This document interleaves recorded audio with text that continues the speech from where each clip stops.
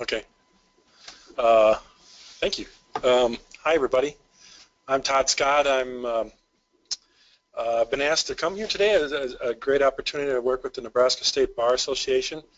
I am a practice management advisor for a malpractice insurance company. I've been doing that job for over 20 years. I help lawyers and law firms establish new technology systems within their firm. It's a big part of what I do in my job. And so for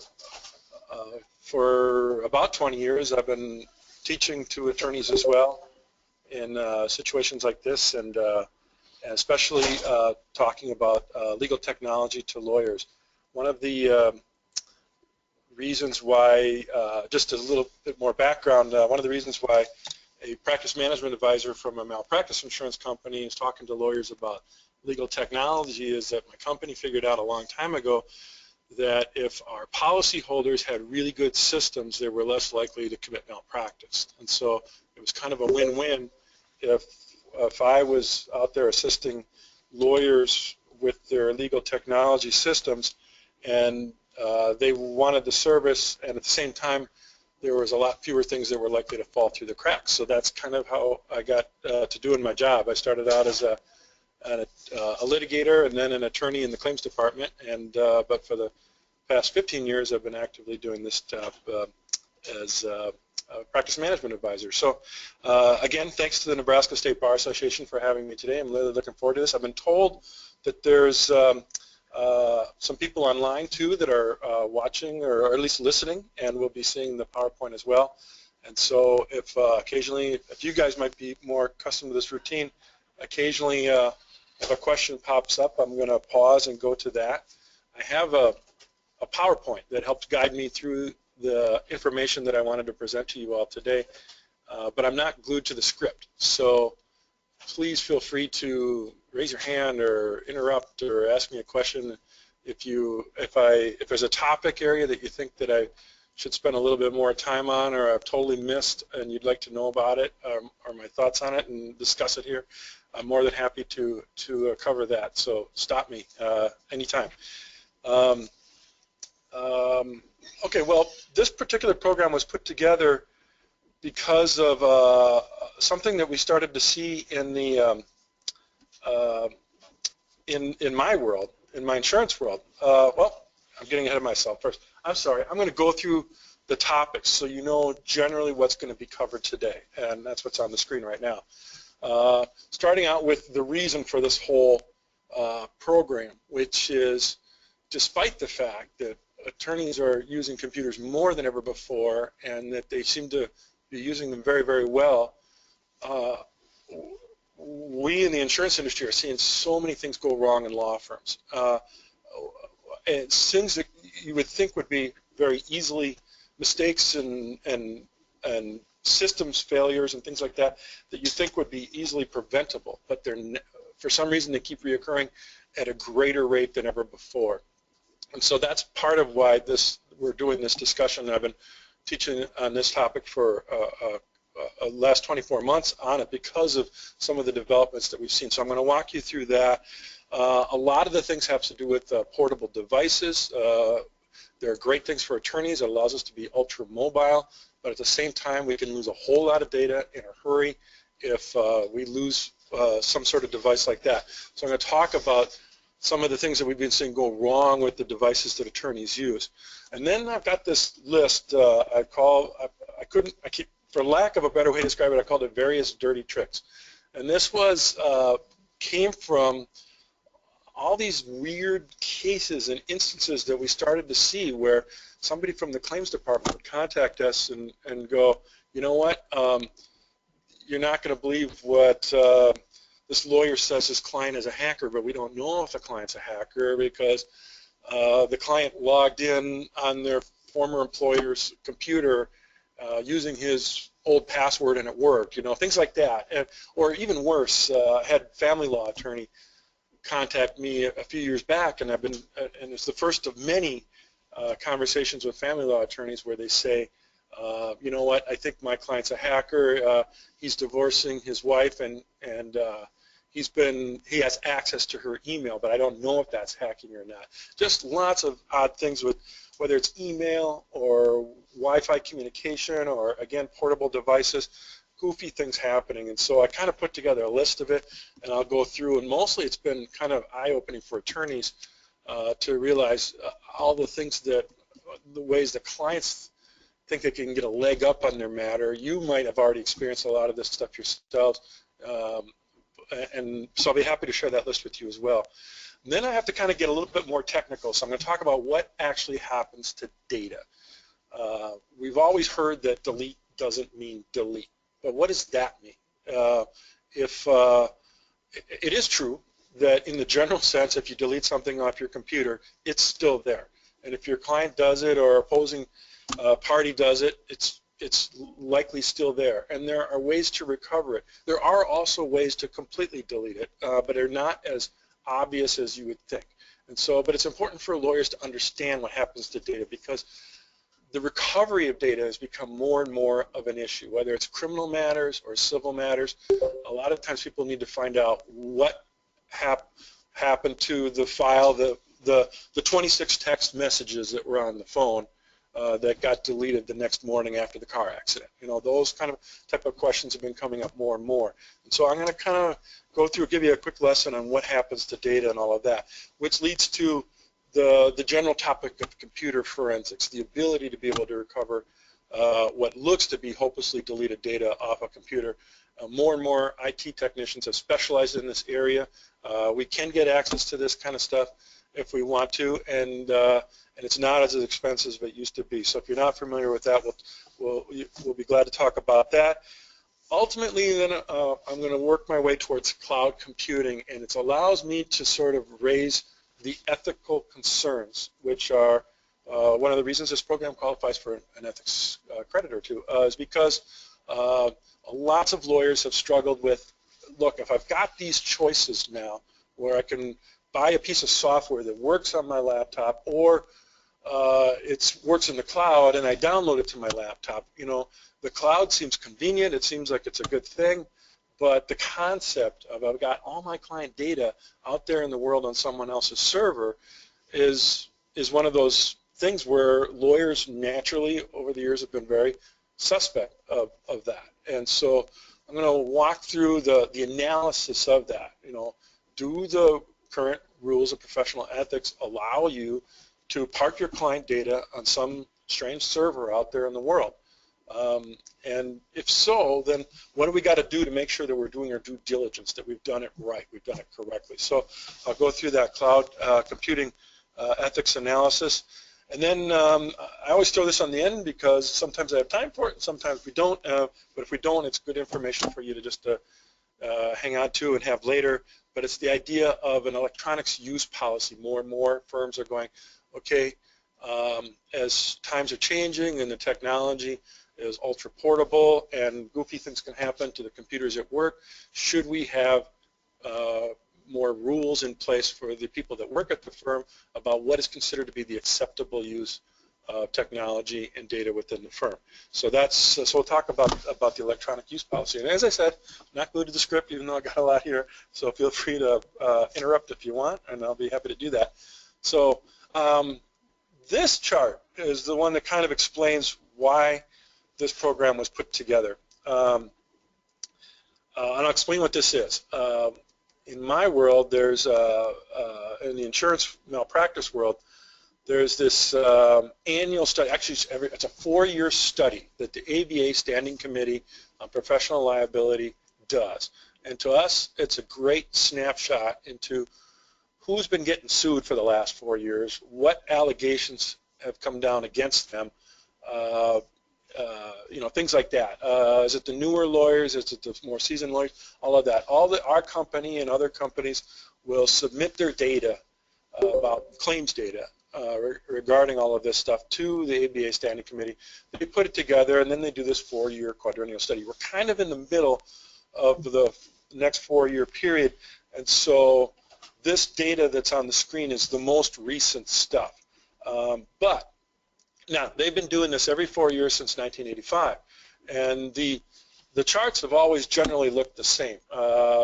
for years and years, the plaintiff's personal injury lawyers have always been the ones that accumulated the most lawsuits and claims against them. They just have more complex matters, more things that can go wrong in terms of deadlines. And when they do go wrong, they tend to be expensive matters to resolve. But when this last study came out, there were a couple of newsworthy items. And one of them was that for the first time ever, real estate lawyers had the most malpractice claims. They surpassed the plaintiff's personal injury lawyers. It had a lot to do with the period of time when the study data came from. We were just coming off the Great Recession. Lots of real estate transactions fell through. People blame the lawyer, stuff like that. We think that the real estate category is going to go down and go back to normal. Of the errors that were reported against all the lawyers, they're usually organized too in different categories: substantive errors, administrative errors, intentional errors, which is just that lawyers knew the difference between right and wrong and chose to do wrong. About 10% of the claims against lawyers are in that category. Almost half of them are substantive errors, meaning a lawyer thought they knew the law and turned out they didn't. But these other categories that have more to do with systems errors and things like that. So I took the top 5 errors that were reported and I put them in this chart. And the purple one on the far left, the bar chart, 13.5% of all the errors that were reported against lawyers in that thing had to do with just the allegations that the lawyer failed to know the law, failed to properly apply the law. And that one's always been the number one. That's why people have malpractice insurance and things like that.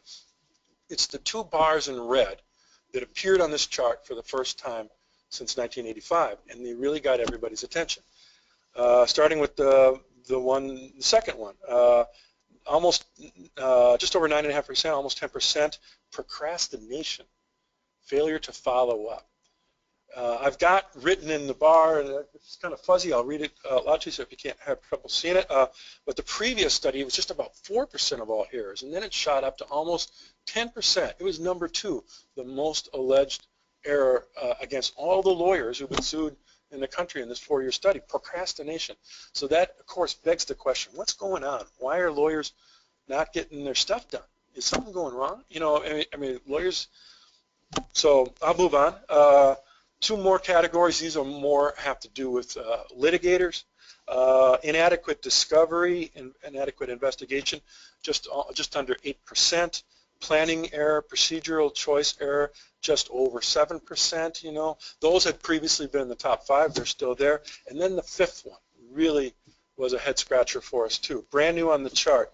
Lost files, documents, and evidence. Just over 7% of all claims.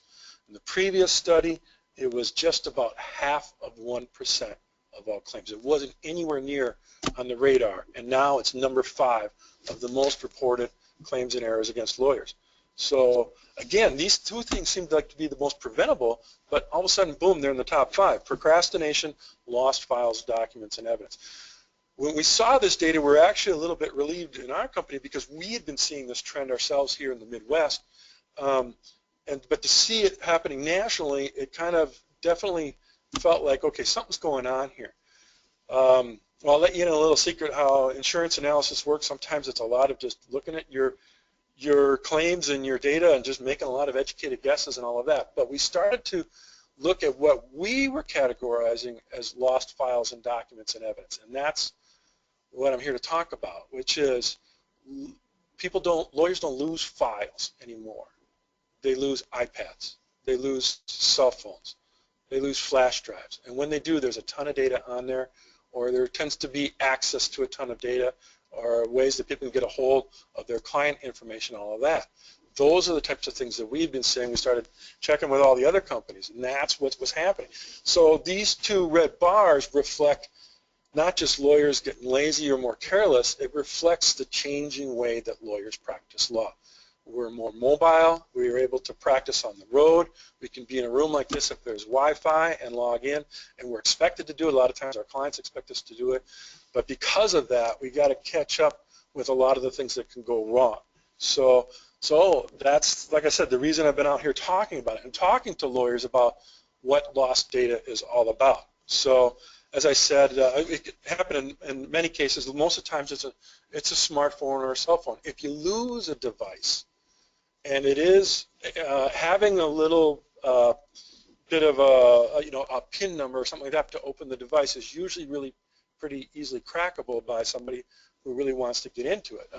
If you're ever curious, bring one to a pawn shop. Usually the people behind the counter know the tricks to being able to get past the 4-digit number on anything, and then they're used to people bringing in phones or devices and then wiping them clean and all of that. But if you lose a device, chances are, I mean, you know and I know it's going to end up being wiped and resold and all that if it turns out it's truly lost and it's not just lost somewhere in the house and all of that. But because it has client data on there and because of our ethical obligations under Rule 1.4 communications, it's this really horrible process of having to communicate with the clients and send out some sort of mass letter letting them know that this device is gone and it might have your information on there. It's a really unfortunate, difficult process to have to go through. So we've been talking lawyers through, what to do when that happens and what you can do now to make sure that you don't have to go through that process if you were to lose your phone or your device yourself. So I'll talk about that, starting with just I wanted to take a closer look at what are we talking about here when you lose a device, how much data, things like that. And I've been talking about technology to lawyers for a long time, but I needed sort of to recheck myself to figure out what 16 gigabytes of data really was. Chances are if you're at Walgreens or Staples or whatever and you're checking out, you can see these things by the checkout and they cost roughly about $10 a piece. And the standard now is about 16 gigabytes, which is kind of hilarious. If you purchased a computer 10 years ago, 16 gigabytes was way more data than the entire server needed for the entire firm, but whatever. So that's where we are now. You can buy this for about $10. What is 16 gigabytes? Well, first of all, just know that this is what we know what a flash drive looks like, or a jump drive, or whatever you call them. But they don't always look like what you think that they would look like. They look different now. This is also a 16 gigabyte flash drive, about the size of a dime, and this is also a 16 gigabyte flash drive. I have a high school kid in my family that showed me a flash drive that looked like some candy mints or something like that. So oftentimes kids or adults, you have the ability to walk around with a ton of data in their pocket that doesn't even look like what you think it would look like. So what is 16 gigabytes of data? If you break it down, I did a little bit of math and all of that. It's 1.6 million documents that can be stored on something of that size. If you were to type out all that information, single space on one side, and then stack those documents on top of each other, it's about 600 feet, which is roughly the height of the First National Bank Tower, which is 643 feet. I had to look it up before I came here. First National Bank Tower downtown. But that's how high that stack of documents would all fit on that little flash drive. So again, it's a reminder that most of us are never going to create that many documents in our entire career, but yet we walk around with the capability of carrying that much data out the door, or mistakenly, accidentally losing it, things like that. So just to keep it in perspective, it's a lot of data, and if we lose one of these things, it can really be a mess. So when I do get the phone call from people saying, okay, somebody at the firm lost an iPhone, an iPad, or whatever, and we think it's totally gone. We don't know what to do. Walk us through this kind of thing. So I'm usually hoping, if this happens, that at least that there's two types of technology that's on that portable device. And the first one I got on the screen right here, it's actually the one I got on the screen is called Find My iPad. There's also Find My iPhone, Find My Android, Find My this, Find My that. Anybody here use any of that kind of stuff already? Got the technology? Yeah. If you've ever had to use it, and you put, okay, and it makes a peculiar kind of ring. It's great stuff to have. It comes preloaded on the newest devices, especially like the iPhone 6, things like that. The Android, or at least the Galaxy, Samsung Galaxy S5 comes preloaded. The older ones, for sure the iPhone 4 and anything older than that, it had to be loaded, and except for the latest generation of iPad, which is the iPad 3, or they just call it the iPad, anything older than that, you had to preload it as well. And what's cool about it is if the phone is lost, you can, and you've established this connection or registered the program.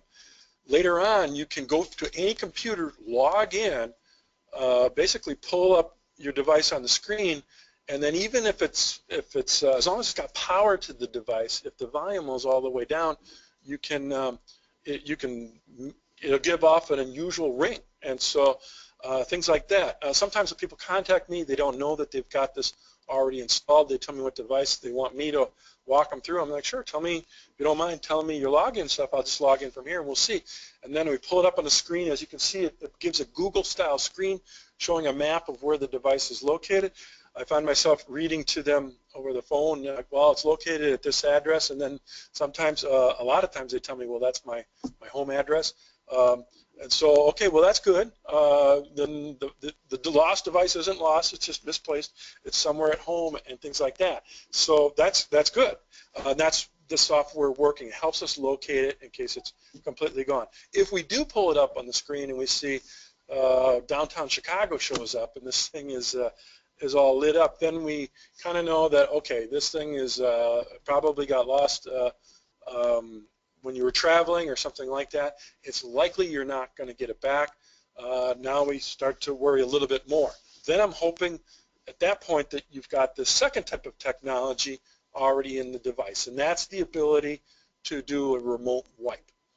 Again, the newer devices have this. The older devices, you have to download this type of technology to make it work.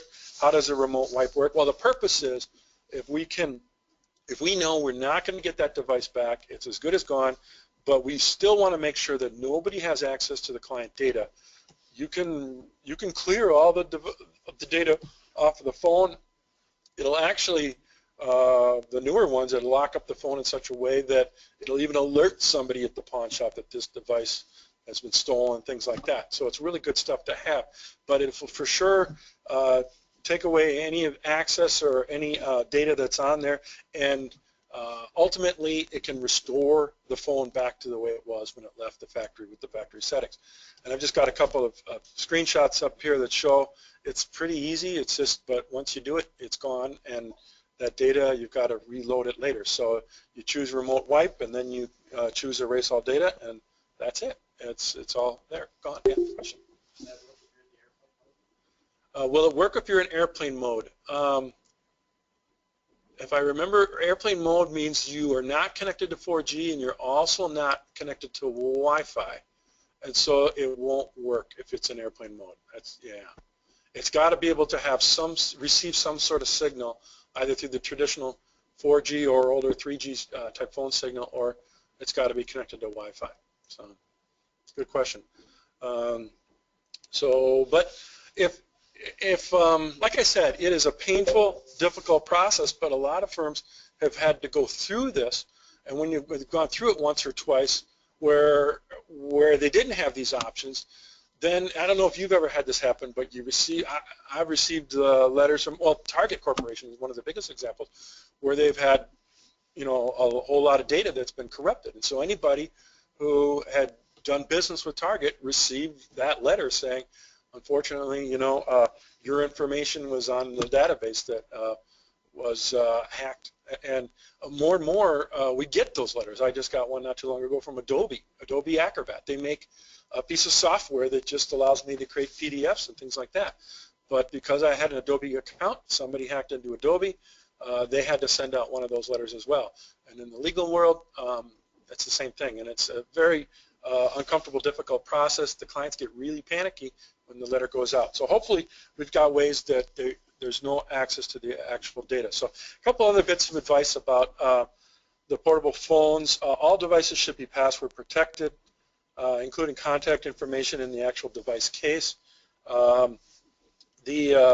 What I mean by that is a lot of times when people find the phone or the device, they actually want to get it back to you. They're just folks like you and me. that they found a phone and they don't intend to keep it. They've probably got a nice one themselves, but they don't have the ability to find out who owns the phone, especially if you've got the little PIN number in there and things like that. So, but if they're able to open up the case or open up the get access to where the battery is located or whatever, and you've got part of your business card taped in there or something like that, that's a great way for people to be able to find out who owns the phone and get it back to you. So, passwords. I'm going to talk a little bit more about passwords as we get into them, but it's important to make sure that we password protect the portable devices as well. This one is just to kind of finish off the whole phone thing for a little while here. I had to throw this one in recently because I started to realize this was becoming more and more of a problem where people's cell phones were getting polluted because of what they were installing, the type of malware that was going on there. And we knew about this issue back when we started to use PCs, desktop computers a lot more often. Basically, when we got them hooked to the internet, as we started, there was all these free things we could add to our computer that we thought enhanced our computing abilities and things like that. But with it came little surprises. One example was WeatherBug. When WeatherBug came out, everybody thought this is great. It's a little thing that sits in the corner of the screen and it tells me what the temperature is and stuff like that. It was pretty novel for the first time something like that came out, and so it was kind of handy to have. But people didn't realize what malware was doing was and in exchange you were saying you were going to be willing to see ads that might have scrolled up on the bottom of the screen. Same thing goes for the phones. You get a lot of times you can choose the free version or the pay version, but the payoff isn't just that you get the ads. It's like WeatherBug, where it's monitoring your internet choices, and so it knows if you are car buff and you like to look at a lot of cars, or you play guitar and you like to go to music websites or something like that, it's going to report that information and hang on to that information so that then it can display ads of that type that you might be more attracted to. Now, the people that make this stuff swear to their grave that they are not hackers, they're not out there to pollute your computers, that it's a fair trade, and they don't know who it is that they're getting this information from. It's just a way of displaying the ads that they want to do. But the real problem is this. What you're doing is you're kind of opening up a little portal to the phone, to the internet, that real hackers will exploit. They know that there are millions of people that have downloaded apps like this. Like I chose this one because I had downloaded it, a free flashlight. Great, turns your phone into a flashlight. And so, but the people that really want to exploit your phone and the access to the data there understand that if they make something that's going to get through the little tunnel that you've created for this cheap little piece of software, that they can also get access to it as well. And so it's not so much, if you're willing to put up with the ads for the malware, that's fine. But the real danger is the chance that somebody else is going to take advantage of that little hole in the firewall that exists around your phone. Yeah, question? I don't know if it's because you had a chat user ask you, how do you know if you already have this type of stuff on your phone? Oh, well, thanks for that. It popped up pretty quickly. The question was, and it came in from the chat user, how do I know if you've got this stuff on the phone? Usually this type of what we call malware, and they hate it when you call this stuff malware, but malware, because it mucks things up, it slows down the computer and all that. Usually you've made the conscious choice to download it, and the trade-off is you're seeing little ads when you're looking at the app. And for my kid's phone, I don't really worry about it too much, except if someday that phone gets so polluted, I can just do a wipe and restore that phone to the way it was when it left the factory, and then they've got to start over downloading their crap and all that. But that's different than the type of things that we're doing with our phones, where we've got access to data and things like that. And I'll talk about how the hackers will aggregate and take the information and the data that they receive a little bit later and find out what's the good stuff that they can maybe use and resell. So thanks for that. Okay, I'm going to start to walk down my list of what I call dirty tricks. And this was a list. Some of these were things that we had started to see. Others were just interesting cases that were happening. But they all had to do with basically average, ordinary people taking technology and exploiting it to their advantage, and it becomes the subject matter of some sort of either criminal or civil matter. And almost always, how the technology was used or misused ends up being kind of a surprise and a learning moment for the lawyers who are paying attention to these things. So they're not in any particular order. I'll start with this particular case because it has the most simple technology involved. It's just basically webcam spying. This case happened at Rutgers University. The kid on the screen was a freshman. His name is Darun Ravi, and he enrolled in Rutgers University. When the case first came out, we're thinking, okay, webcam spying. Boy, this kid, college student at Rutgers, must really be a techno genius and all of that. Well, let me walk you through what happened and tell you what this case unfolded. This guy, Ravi, story starts out the way almost all freshman college stories start out, where just like when we went to school, when this guy's going to school, he gets notification of who his roommate is going to be, although they have an advantage that a lot of us didn't have, which is they can Google the name of who their proposed roommate will be. And that's how they try to figure out as much as they can about who the stranger is that they're going to be living with. And so Ravi finds out he's going to be living with a guy named Tyler Clementi. And Clementi, so Ravi goes on to Google, Googles the guy, tries to figure out what sort of web boards does this guy hang out at, and things like that. And there's not really that much about Tyler Clementi, but what little is out there gives Ravi a clue that his new soon-to-be roommate is likely a gay man. And that becomes an issue later on when this case unfolds. Okay, so fast forward a bit. They're living together. You know, they're getting along the way most strangers are when they're living in the same dorm room. You know, they just kind of, like ships passing the night, they each got their stuff on either side of the room and all of that, and they're friendly and cordial, but they don't really hang out and all of that. And picture the room just kind of the way you picture any freshman dorm, you know, bed, desk, computer on one side belonging to Ravi, bed, desk, and computer on the other side of the room belonging to Clementi. About a month into the school year, Ravi gets a text message from Clementi saying, hey, I've got a guest coming over tonight. I'd like a little bit of privacy. Can you stay out of the room between 10 and midnight?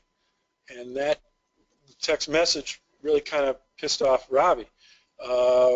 Still not sure if it was because Clementi's gay or what. He hadn't met any of his guests prior to that or anything like that, but it becomes an issue later on. But so what Ravi did was, sure, fine. But before he vacates the room, he turns on his computer, he turns on his webcam, and then he turns on a program that is a pretty popular program, Skype. Are you familiar with Skype? A lot of people are. If you're not familiar with Skype, it's free. It's basically it's like video chat. You know, it's great if you've got a college student that's abroad. It's better than talking to them on a telephone. You can see their face and hear their voice and everything like that. And so he turns on Skype, and then he activates a feature in Skype that I didn't know previously existed. Basically it's a feature that answers the phone call. So if somebody were to Skype Ravi's room, the Skype is going to automatically answer the phone. So, and then he turns off the screen. So what he's done is he's turned his own computer, and he faced it towards the other side of the room. So he's turned his own computer with its tiny little webcam and Skype into a surveillance device. And now anybody that's anywhere else in the world who Skypes Ravi, the Skype will automatically answer, and they'll be able to see and hear whatever's going on in the room. And Clementi was unaware of this. Ravi turns off the screen, so he's not going to be able to know that anything is happening when it comes on. Ravi goes down the hall. He's hanging out with some friends when this is all going on. He tells them what he did. Most of them were appropriately disgusted by what he did. Some of them were a little bit curious. Finally, their curiosity got the better of them, and a couple of them, they turned it on. So they Skyped his room, and they were able to see and hear what was going on with Clementi and his guests in the room. At that point, there was no sexual activity going on, but still, obviously, it was a tremendous invasion of the guy's privacy. Okay, so that was the first incident. Fast forward about a month, they're getting closer to Thanksgiving break. It happens again. Clemente text messages Robbie, says, can I use the room? Robbie does the exact same thing, but this time he ups the ante. He sends out, he's a tweeter. So he's, if you know about Twitter, it's like little sentences where you blog it, and it can be broadcast out in the world, and you have no clue who's read it or anything like that, and it can be rebroadcast. And so this time he tweets, he's doing it again, I dare you to tweet me tonight, or Skype me tonight between the hours of 10 and midnight, and then he includes a copy of his Skype link. And at that point, nobody has any clue how many people might have logged in when this webcam surveillance device was set up. Later on, it's a tremendously sad story for a lot of reasons, but later on when Clemente found out about this invasion of his privacy, he withdrew from school, and then that winter he committed suicide. And so that's one of the reasons why this was a closely followed case. You know, I think we all kind of knew that Robbie's not going to be held culpable for the death of his roommate, but the question is, you know, is this type of surveillance, invasion of privacy, the kind of thing that's going to warrant anything more than 20 or 30 days? And that was the maximum. Most of these hacking statutes, which is what people were, well, ultimately what they got them for was the state of New Jersey hacking statute. It got him a 20-day sentence with 10 days of it suspended. But it points out what a lot of these cases are, which is these people aren't techno geniuses. They're not using highly sophisticated technology in order to do it. They're just people with bad intent that are highly motivated and try a few different things. These are tools that we've all got on our devices that we can do it. Another example, this is more common type of hacking that lawyers often see, which is just plain old email hacking. One of the most famous email hacking cases was in 2008, this guy, another college student, I don't know if there's any connection there, this guy hacked into then Governor Sarah Palin's personal email account. She used Gmail. Actually, it was Hotmail, but she hacked in, or she used this account. This guy, when he got caught, just made it perfectly clear that he was partisan. You know, he wanted to throw the election. He was looking for a smoking gun and hoped to find it and all of that. He hacked into her account. Before I tell you how he did it, does anybody have any guesses how he hacked into, how would you hack into a Hotmail or a Gmail account if you wanted to do it? What's that? Facebook? Well, that's true of a lot of people, but in this case, account recovery procedures, yeah, it's that security questions type of thing. And we've all seen this where if you forget your password and you try to log in, what happens? It pops up, did you forget your password? Well, for the one thing he had to know was what her email address was. But once he finds out what her email address is, he's able to put that in, take a guess at a password. Of course, he doesn't get in, but then he gets the questions. Have you forgot your password? He clicks on it, and then the security questions pop up. The security question was, what high school did you attend? And, well, let me take a guess. Wasilla High, Alaska, boom, he's in. So, which is another lesson. If you've got famous clients, tell them to be careful of this stuff because everybody can look up, Google what high school they attended, or even sometimes the name of their dog or their things like that. So that's how he did it. And when he got in, he changed the password. Popcorn. I don't know why he changed it to popcorn, but must have been hungry at the time. So he gets in, changes it to popcorn. Now she can't get in, and he's got total access to it. He's looking for the smoking gun. Turns out a lot of people that use these type of accounts are using them for junk mail, stuff like that. We all have them. So if we're going to order stuff, we don't get all that junk mail to our work accounts. But she was using it for her personal stuff. She had lots of photographs and personal messages between herself and her husband. They were active in the 2008 campaign at the time, so he had a lot of people coming after him for the hack, especially once he locked her out. You don't get a year in jail for hacking into an email like this. He's from Tennessee, so I can't remember if it was probably a federal thing at that time, but he got a year because when he knew that the authorities were on his track, he deleted everything that he had downloaded, and that was considered destruction of evidence, and so that's ultimately what they got him for, and things like that. So again, it's not a highly technical person. It's just somebody who just was a little bit creative and just took and had a bad intent. A lot of these cases, oh, by the way, I had to throw this one in because I found out later that this exact same thing happened to Mitt Romney 4 years later. He used a Gmail account, and in that case, the guy who hacked into his Gmail account actually felt so horribly guilty that he hacked in again. Nobody even knew this kid was there. He hacked in again and then found like an email address for one of Romney's sons and contacted the sons and just confessed all the sins. And I have no idea why he did that or what the result was of that. But again, it was during the election, and the password was the name of Romney's horse. So and Romney used this account the way most people do, which is he wasn't for personal stuff. The Palin thing, just as a sidebar, because turns out she did governmental business using that same account.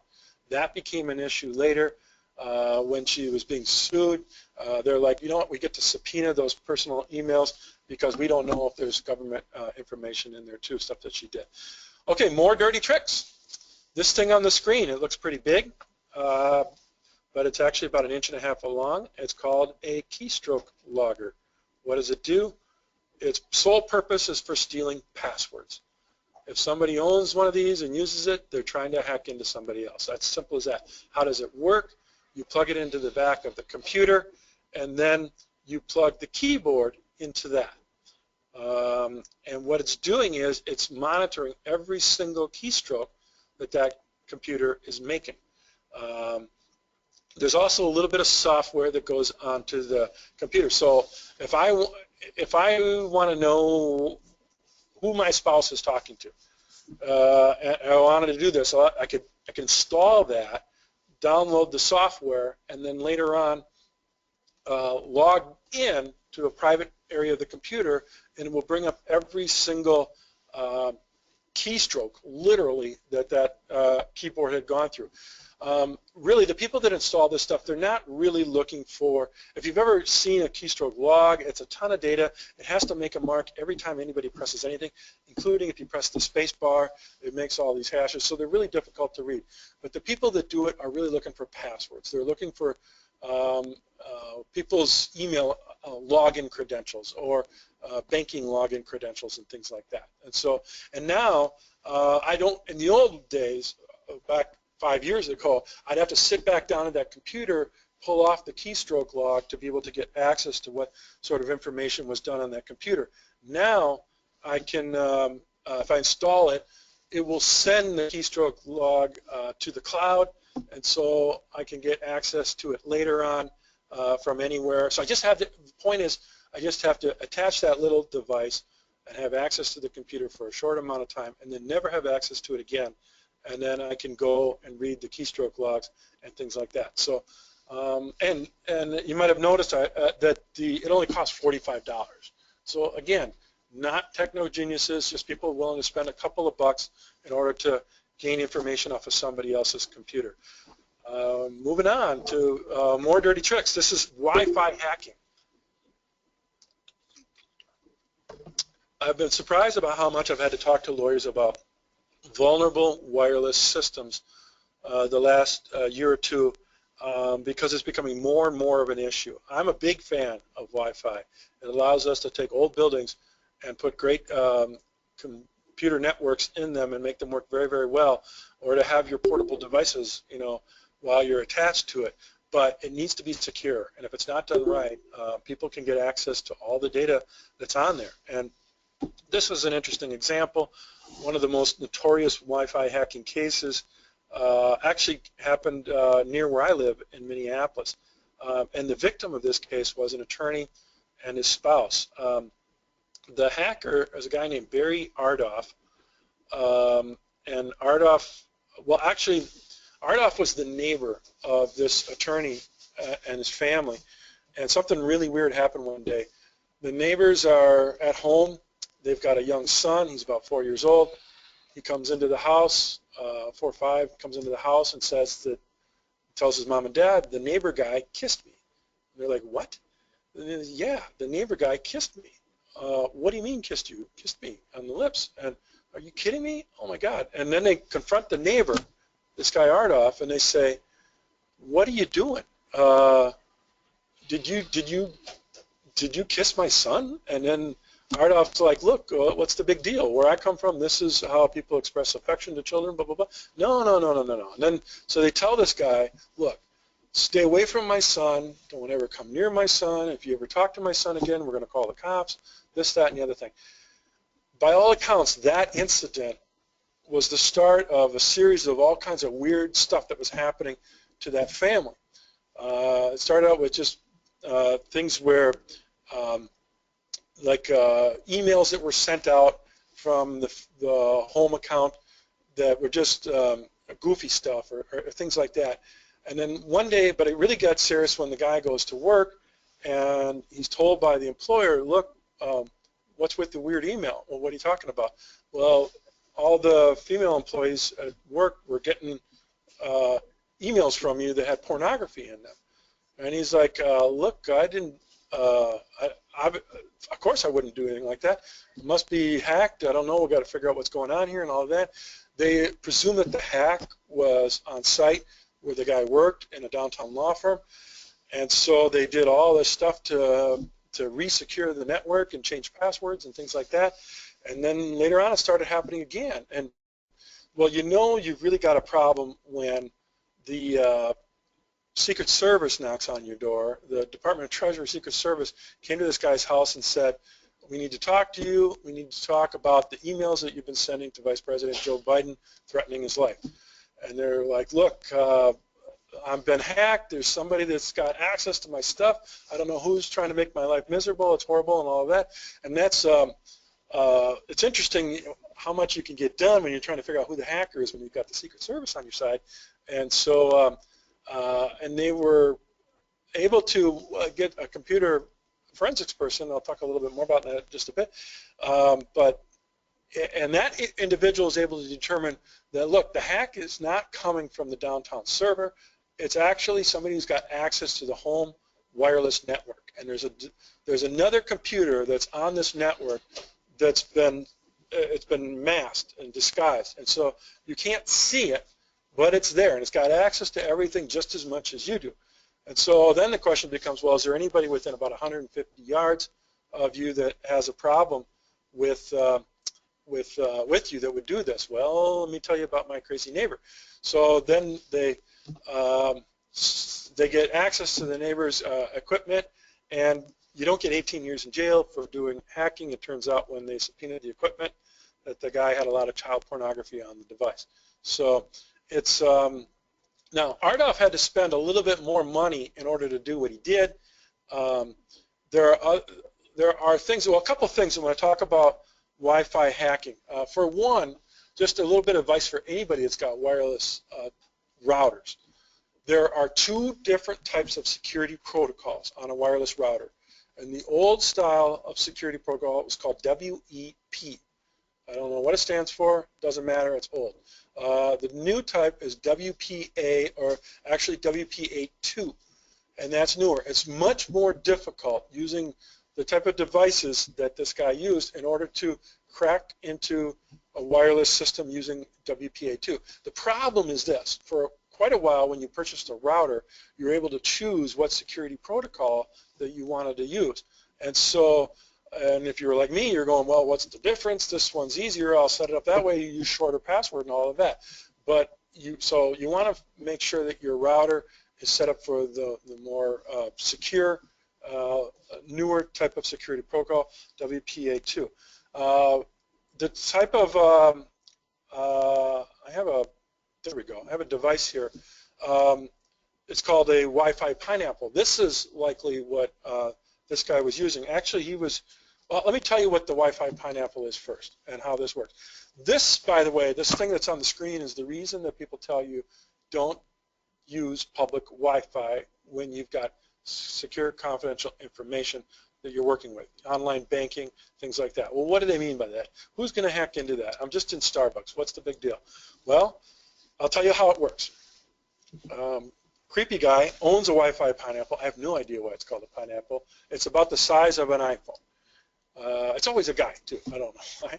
But the creepy guy gets to the Starbucks first, picks up the free wireless signal with his laptop, has the Wi-Fi pineapple attached to the laptop, and starts to produce a bigger, stronger signal, and then gives that signal a name. Let's call it free Wi-Fi Starbucks guest, and put it all in capital letters or something like that. Okay, now you walk into Starbucks with your device. You want to pick up free Wi-Fi. Your device, first of all, is set to default. It's the strongest Wi-Fi signal in the room. So it's going to go find the free Wi-Fi Starbucks guest, all in caps, because it's the strongest one there. And then it's up to you to choose that you want to access the internet using that signal. So you will click on it and choose it. And now what you've done is you've given your computer permission to get to the internet by way of the creepy guy's computer.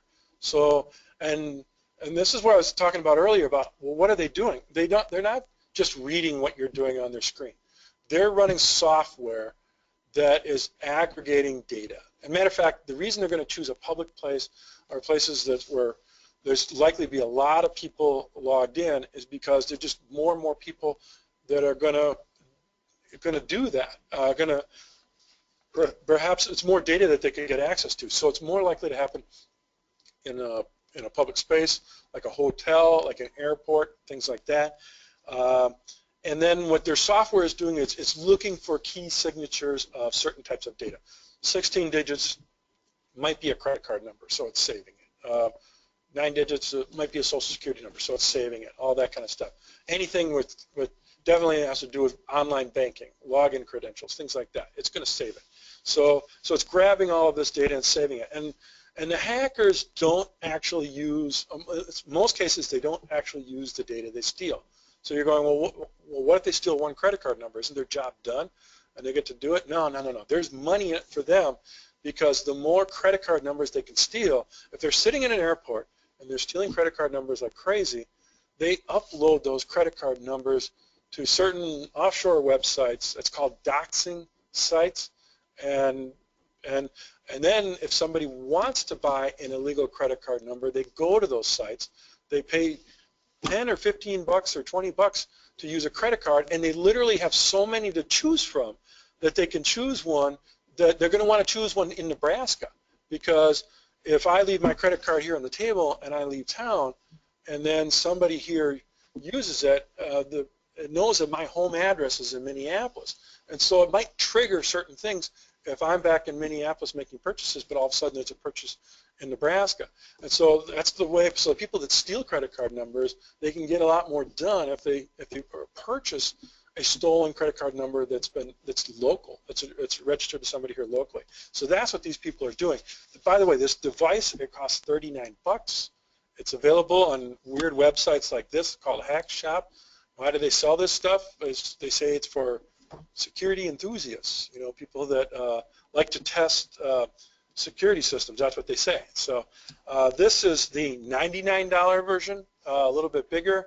It travels a lot more farther. This is more likely the type of thing that a guy like Ardoff was using in order to crack into all of what his neighbors were doing, things like that. So Wi-Fi hacking has become much more of a concern. People usually will ask, well, how do I use free Wi-Fi safely then? What should I do?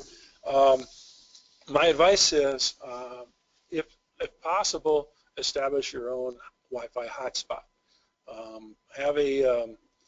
If you have a cellular device, almost anything, AT&T, Sprint, T-Mobile, for an extra 25 bucks a month, you can pay for additional data signal that allows you to turn that device into a Wi-Fi hotspot.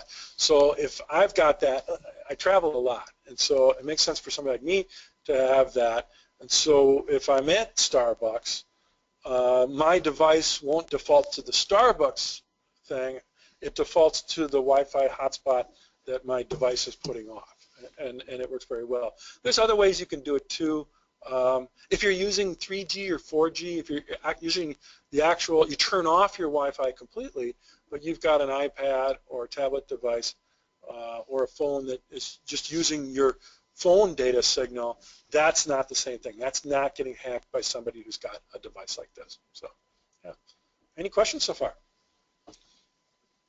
Okay, I will keep on going here.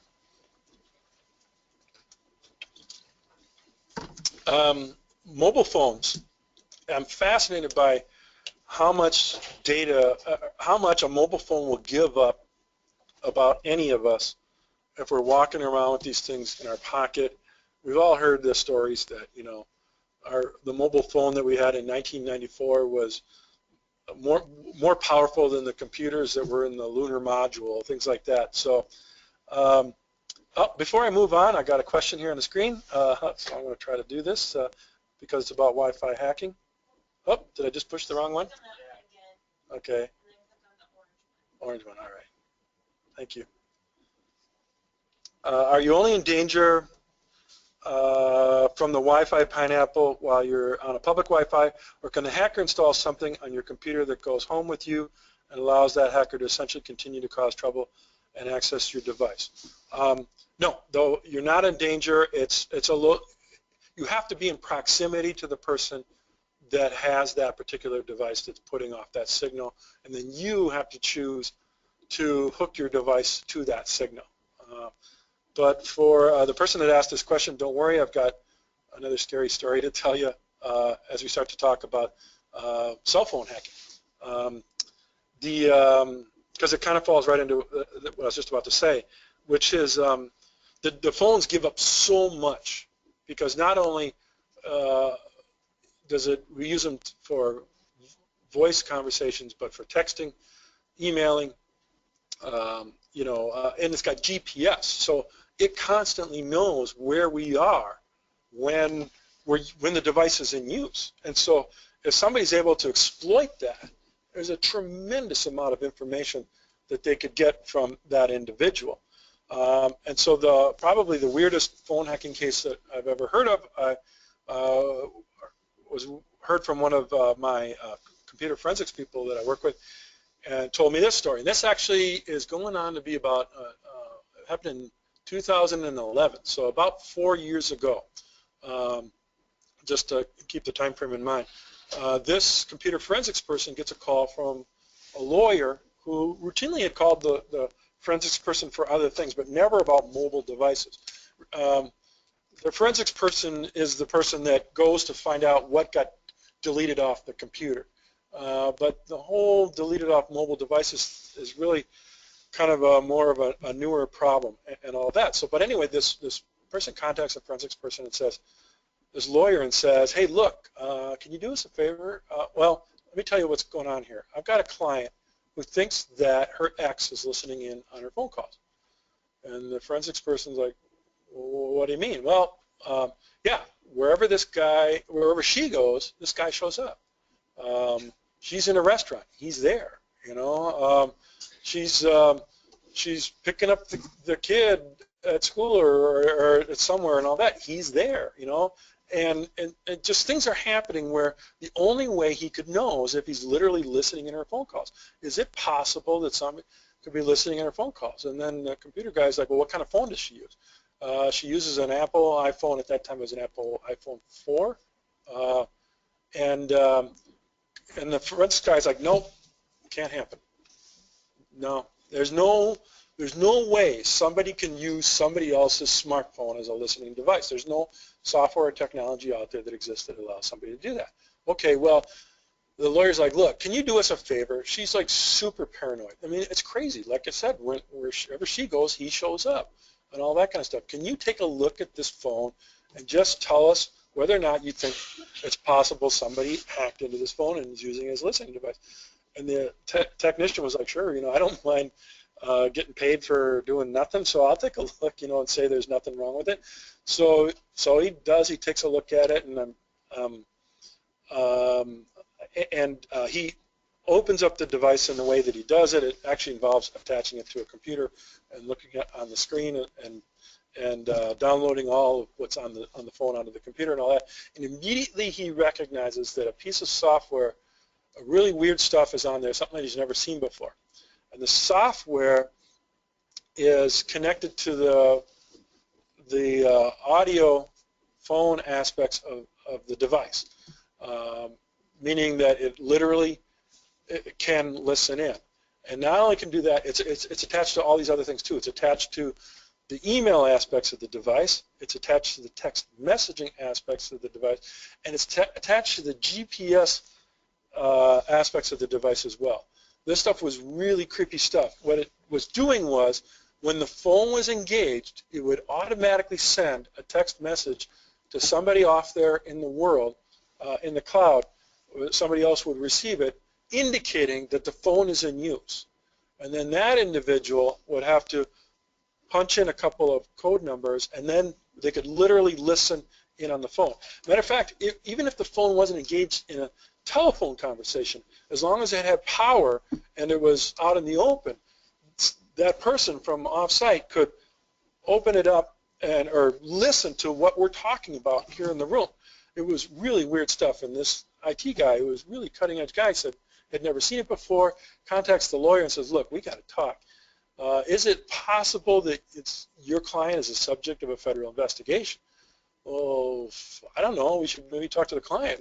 Because, look, I've never seen this stuff. I don't know who uses this stuff for surveillance. If it turns out the FBI or somebody's using it, we need to back off or whatever. But we know, so I recommend we contact them and figure out what's going on. Okay, well, and then they talk to the client. Client says, sure, call whoever you want to call. And so they contact the FBI and describe this software that they found on this phone. It listens in on the conversations, listens in on the natural surroundings, reads the text messages, reads the emails, and then sends off GPS coordinates to let everybody know where the phone is when it's all happening. Do you use this stuff? And if so, is this person the subject of an investigation? If so, we'll back off. Just let us know. And federal agents said, no, your client is not the subject of an investigation. And no, we don't use this type of surveillance. And can we take a look at that phone ourselves too? So, because they had never seen anything like this either. So, okay, that was in 2011. Fast forward to 2014, and this is it. This is the software. It's available anywhere from about $250 to $350. It can be purchased and downloaded. It's not legal in the United States, but of course the sites to sell this stuff aren't selling it. They're selling it from offshore. What does this say? This particular ad, mobile stealth, keeps an eye on the suspect. Monitor your kids. They're worried about your kids, I guess. It says all the same things. It does just what we described. Listen to phone calls. Listen to phone surroundings. Track current location. Monitor text messages. View web history.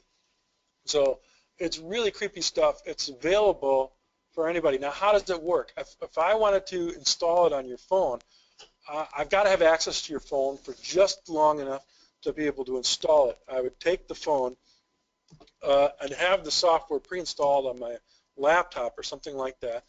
I'd cable it, the two devices together. I'd install the phone, but once the software is on there, it's not visible from the surface of the phone. It can't be used or manipulated or anything from it. It resides inside the phone until somebody deletes it. So then I always get the question, well, how do you know if you've got this installed on your phone or if your clients have it installed on your phone? That's the problem. You don't.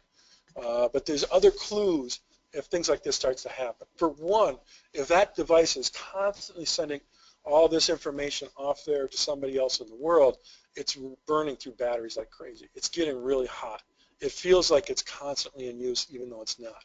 And so that's one of the clues. The other clue is the ex shows up at the restaurant even though they weren't invited, stuff like that. So if your clients are telling you that they are worried that maybe their phone might be bugged and all that. It used to be one of those things we didn't have to worry about, but now it could be true that the phone could be bugged if somebody had access to that type of software.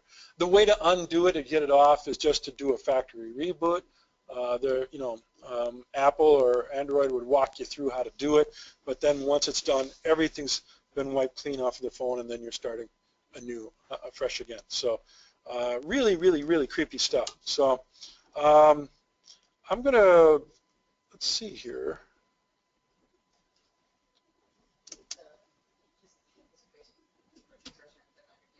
Okay, there we go.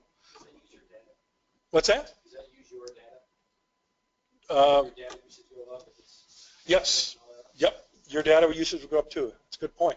So you get a clue if it looks like it's sending off 1 million. Yeah. If you really, most people, you can always get a hold of AT&T and find out. Parents do this for their kids sometimes to find out. I can't read my kids' text messages. AT&T won't allow me to read those online or Verizon, but it'll tell me the sheer number of text messages, the time of day, and things like that. And so if the phone is sending off text messages when the owner knew that the phone wasn't actually in use, that's a pretty good clue too. So good point.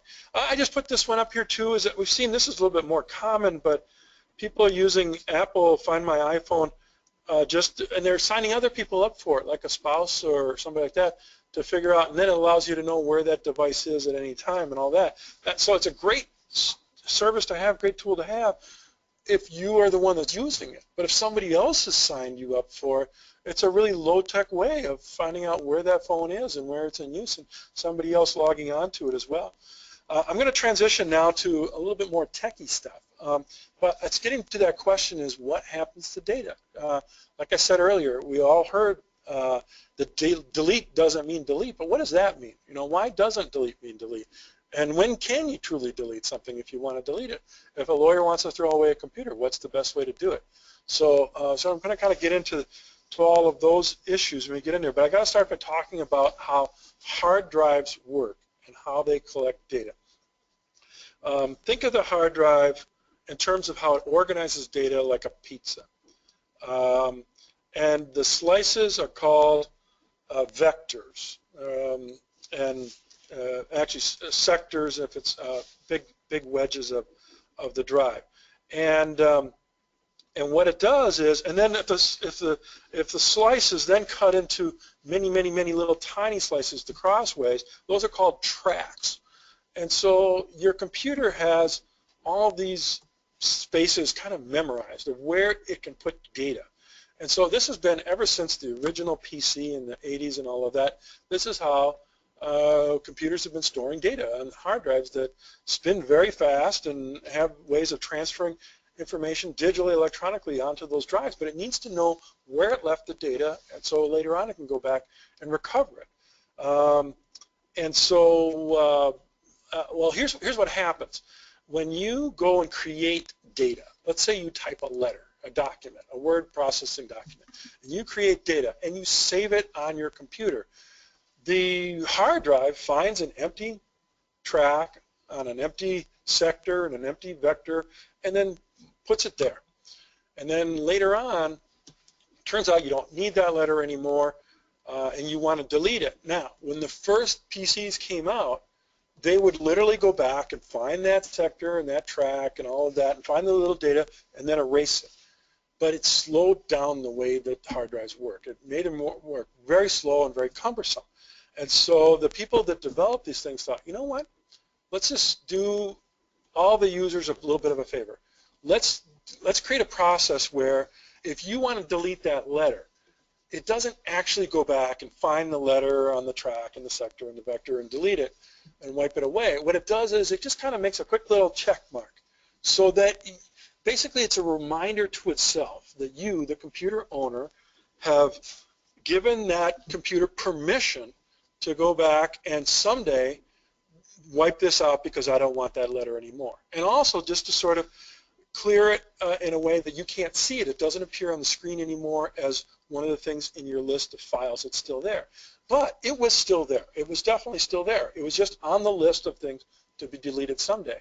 Now, those of us who've been using computers long enough remember when you had to sort of format your hard drive every now and then, and what that process was all about. It was like changing the oil in your car. If you didn't format your computer once a month, or especially once every couple of months or whatever, the computer would start to run really slow and sluggish and all of that. And so what you would do is you go and you format the drive. And what that formatting was that was the computer actually saying, look, I need to go back and actually erase everything that you've given me permission to erase so that I've got more room to work with. So, and that's how it worked for a long, long time. Well, what's happened since then is these hard drives hold so much data. Well, for starters, it's more than one drive. This one is showing 2 platters, if you can see it. But if you were to open up your hard drive, there's usually sometimes 4 or 5 multiple platters within that hard drive that are all spinning. They're all vectors and sectors and tracks and all that, all kinds of places where it can dump data and all that. And plus, it's gotten really good at finding, wedging data in there smaller than ever. And so, so now what's happened is the benefit is that sometimes we don't have to ever go back, and the computer doesn't have to ever go back and actually erase the data, because there's just so much room on the hard drive that we don't have to format the drive or anything like that. So that's what they mean by, like, when they say the delete doesn't mean delete. When the computer forensics person, that's the concept of forensics technology, goes in there and wants to get a hold of the data, they will usually look for stuff that's been approved for deletion. They love deletions because it leaves a trail of what somebody might have wanted to get rid of. Now, you might be wondering, okay, well, what about these things? This type of software that exists out there in order to completely, totally delete data. And they've got interesting names like drive wipe, drive scorcher, wipe drive. My personal favorite, evidence eliminator. Could you imagine explaining that one to a judge? Yes, Your Honor, my client then used a program called evidence eliminator, whatever. So, but what about these software programs? Are they good? Do they work? Do they actually delete the data they say they're going to delete? Yes, they do. They delete the data to a point, and I'll talk about what that point is. But they will get rid of all of the files that you want to delete. Just an interesting sidebar again.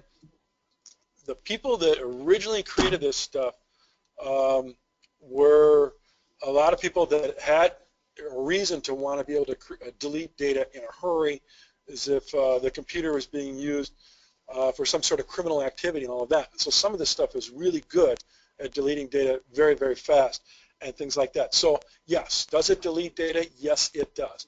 But it deletes it to a point. Delete still doesn't completely mean delete.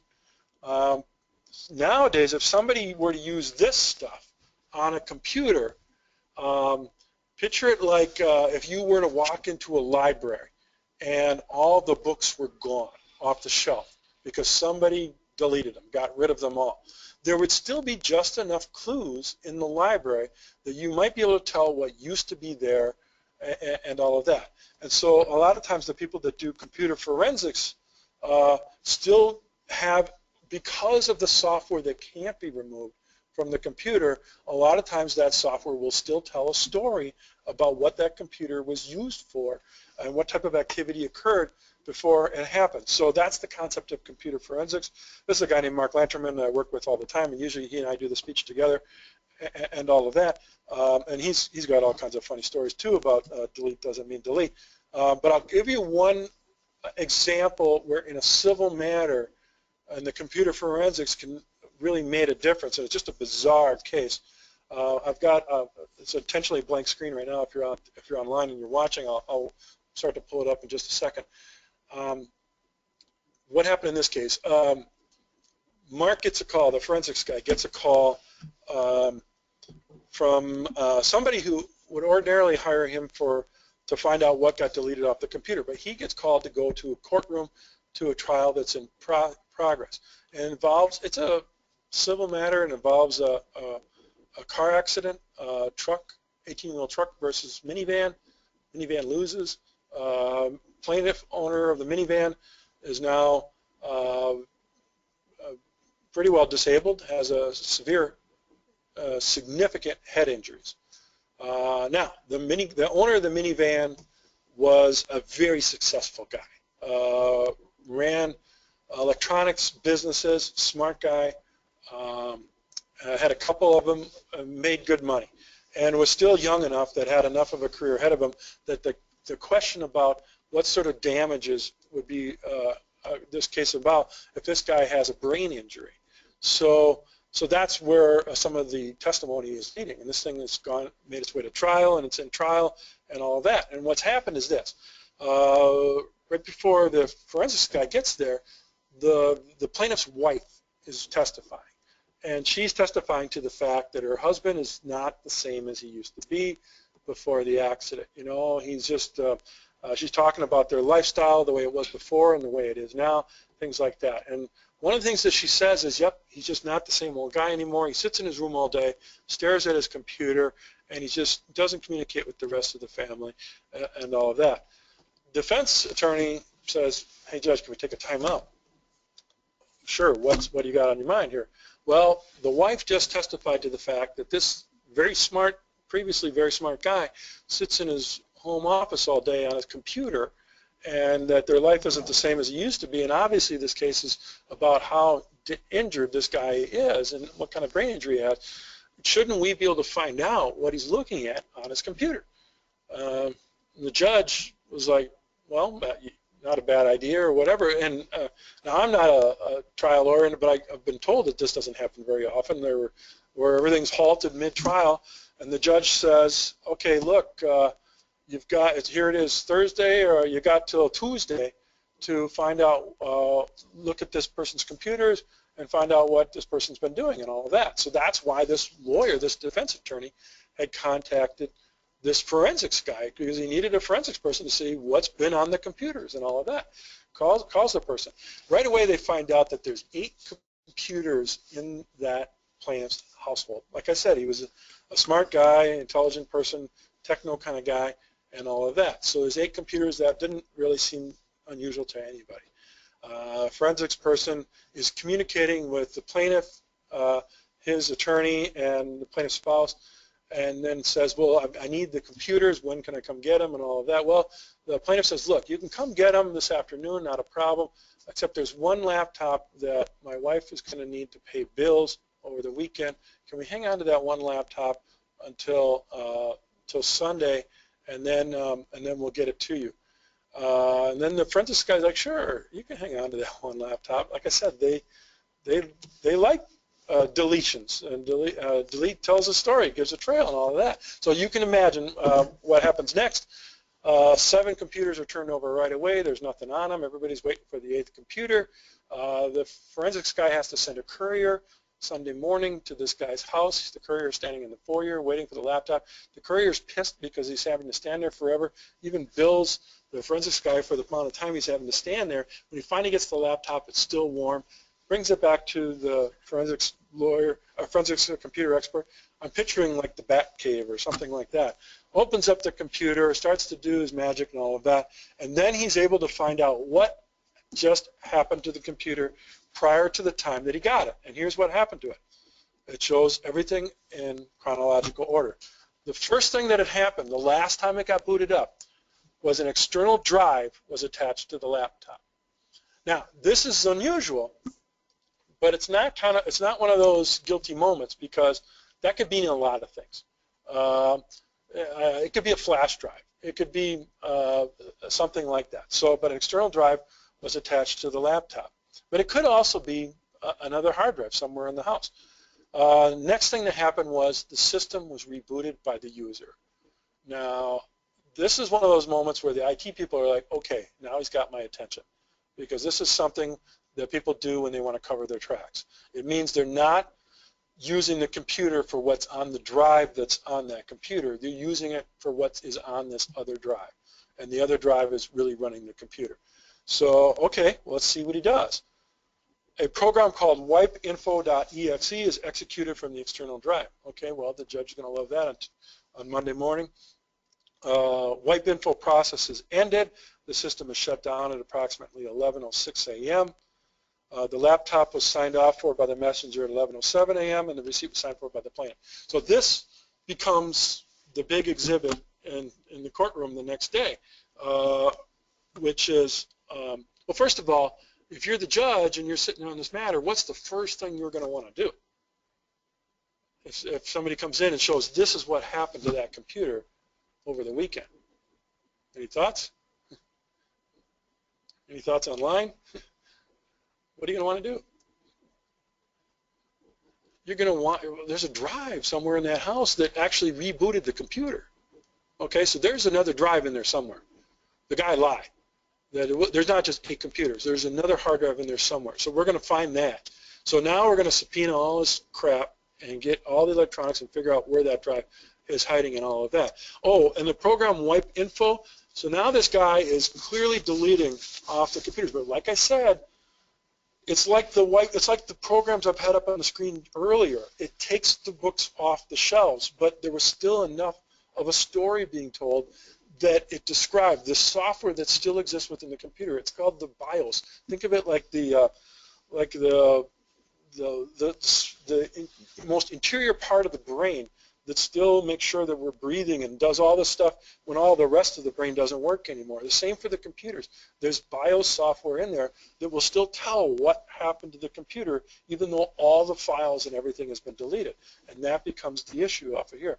By the way, when they did subpoena the rest of his electronics, it turned out that there was another hard drive that was in the house somewhere, and it wasn't where you'd think it would be. It wasn't a computer. It was in a TiVo device. You know what TiVo is? It's for recording television, video type stuff, and all of that. It's another reminder to lawyers that that hard drives exist everywhere in all kinds of places where we don't always think that they are.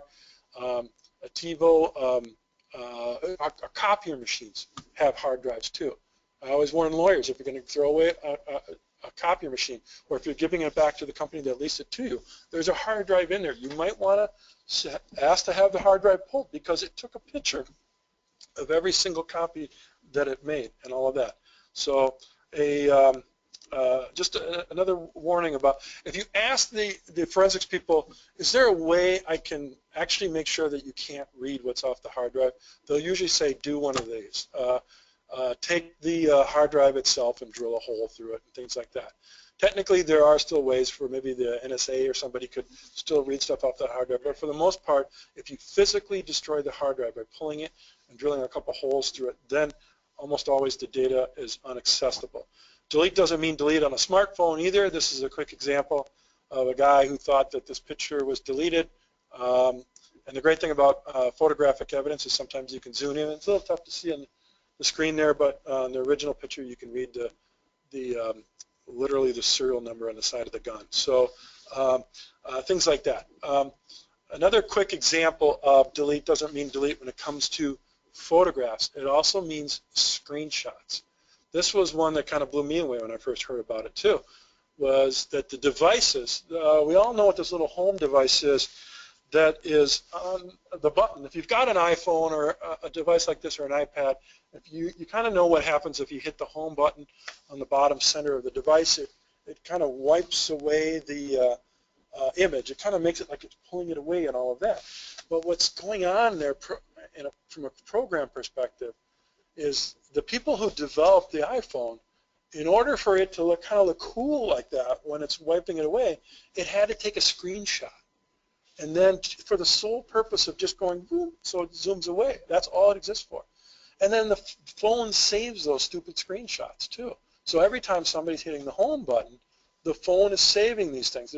So they appear to the forensics person like photographs that the person who owned the portable device didn't even realize that they had on the phone. And so a lot of times, this one's kind of a joke, but sometimes a screenshot can kind of tell what somebody was doing online before they turned off the phone. So, and people tend to Google how to commit a crime sometimes if they're going to actually commit a crime. So the forensics people will warn you that if you do need to save the device to find out what's been deleted off of it, the first thing to say is, if it's powered down, do not power it back up. Maybe undo the cord, take the battery out of the device and all that, because sometimes by powering it up, certain it can affect and alter certain time and date stamps and things like that, and may inadvertently delete some of the things that's on there too.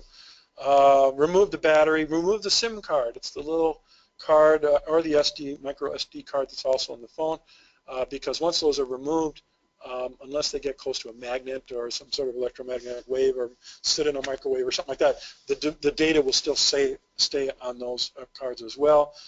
This was a new one I had to add because I've been informed you should wrap the device in foil and seal it in a Ziploc if you're going to have an IT technician look at it. When I asked the IT guy why that was, he told me it was so the aliens don't look at it. And, no, it turned out that it's because it's for that example that I gave earlier. Sometimes people are installing things on phones that they want to be able to get to remotely. And so if it's wrapped in aluminum foil, then they can't access it remotely. They can't delete it remotely, things like that. They can't do a remote wipe like we talked about at the beginning of the program. So, okay, so I'm going to talk about cloud computing and the ethics of cloud computing. And this is kind of the home stretch here for this program because there's a lot of interesting ethical issues that have come up for lawyers about it. But before I get going, I used to use this graphic a lot just as I liked it, and it was kind of a simple way of describing the advantages of the cloud. It meant that if I put something on my computer at work, I can access it on my phone as well, or on my laptop when I'm off on the road or something like that. And it's great. But then somebody said, hey, why don't you tell us what that cloud is? You know, because a lot of times we just think of the cloud as like this, you know, ethereal, misty kind of thing where data just goes and magically finds its way to the next device and all of that. Good point. So just as a quick reminder to myself and all of you, the cloud is servers. They are computer servers that are owned by people and organizations.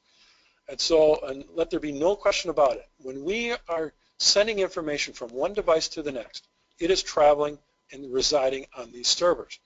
So again, it goes back to that issue that lawyers have always asked themselves, can I do this? If I've got confidential information about my client's divorce or about their intellectual property or anything like that, can I just store stuff in the cloud?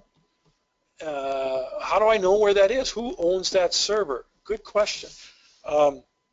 There are advantages to the cloud, but there's also a lot of concern. I'll talk about the advantages. When lawyers started to embrace the cloud just a year or two ago mostly, a lot of times it was just for online backup, and this was a really good thing. Let me walk you through it. I've been doing this long enough to see firms completely destroyed because of a fire, a flood, or a tornado, or because some kid climbed in the window and took the server at night and things like that.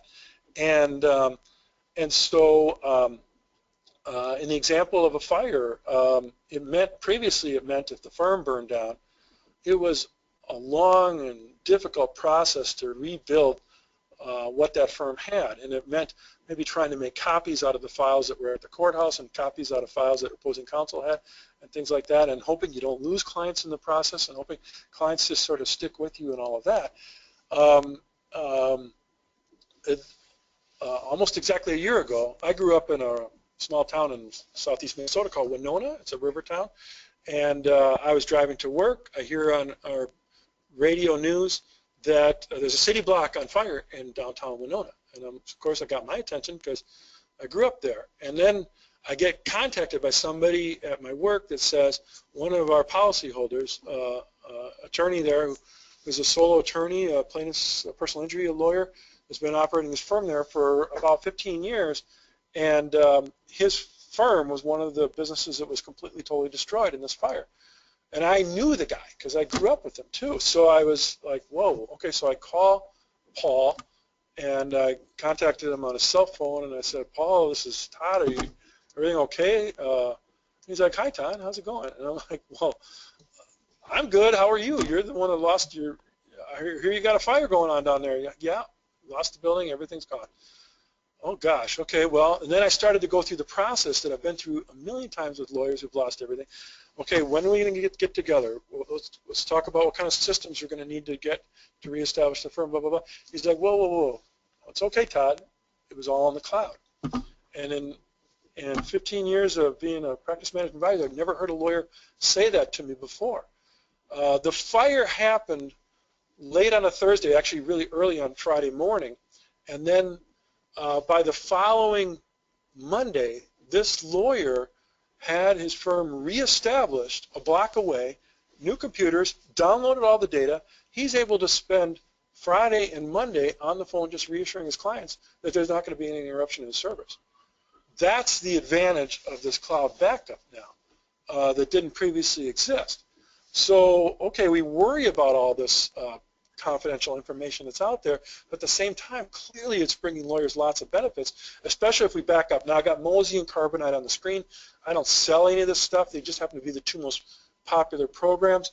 They work very, very well for doing online backups, and there's professional versions for them, too, as well. Before I move on, it looks like I've got a question online, so let's take a look.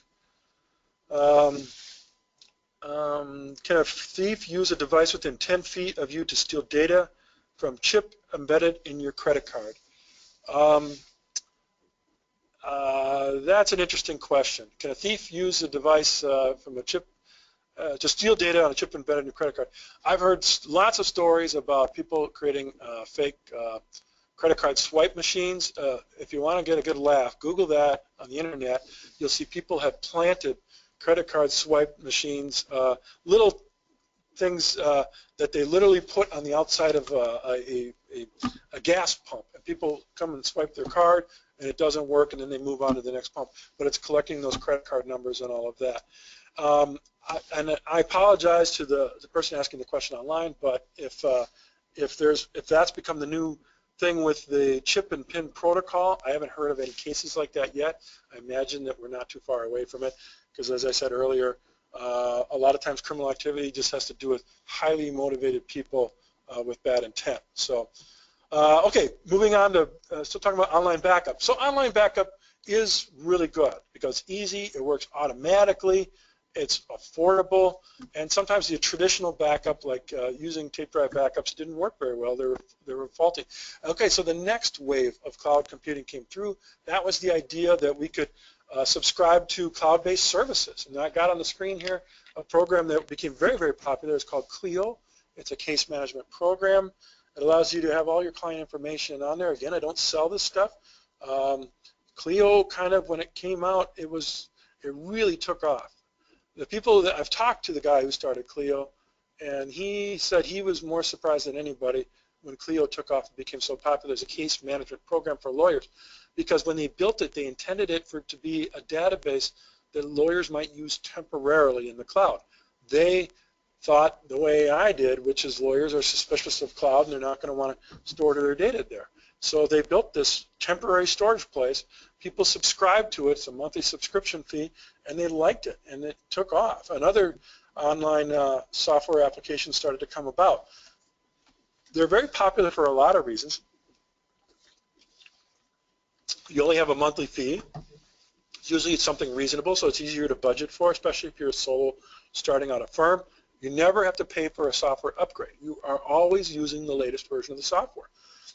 It's kind of like if you log on to your banking website. Some days it's upgraded, but you didn't have to pay for it or ask for it. It just got better for you. And the ultimate advantage is it's a cloud-based app. You can use it from any location. And it made lawyers be able to practice very mobily. Other areas started to come up too. Just about any software that you currently use or own, there is cloud-based version of it, including all of the Microsoft Office stuff, things like that. Here's just an example of a time and billing program that's cloud-based. As I mentioned, case management, Clio was a big one, but the other big one was a program called Rocket Matter. My Case is now another very popular one that people like, and this is document storage for lawyers and all of that. So all of these services started to come out. Again, my phone starts ringing like crazy. Can I use these services? Is it okay? I mean, lawyers get the idea that that it's about putting your data on somebody else's server, but is that all right?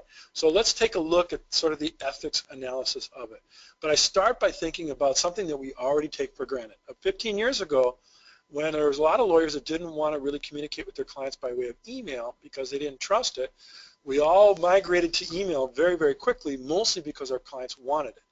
But it still raised that same issue back then. If I send an email from my computer to yours, it's traveling and hopping along all of those servers until ultimately it gets to a destination, and vice versa when you hit reply and all of that.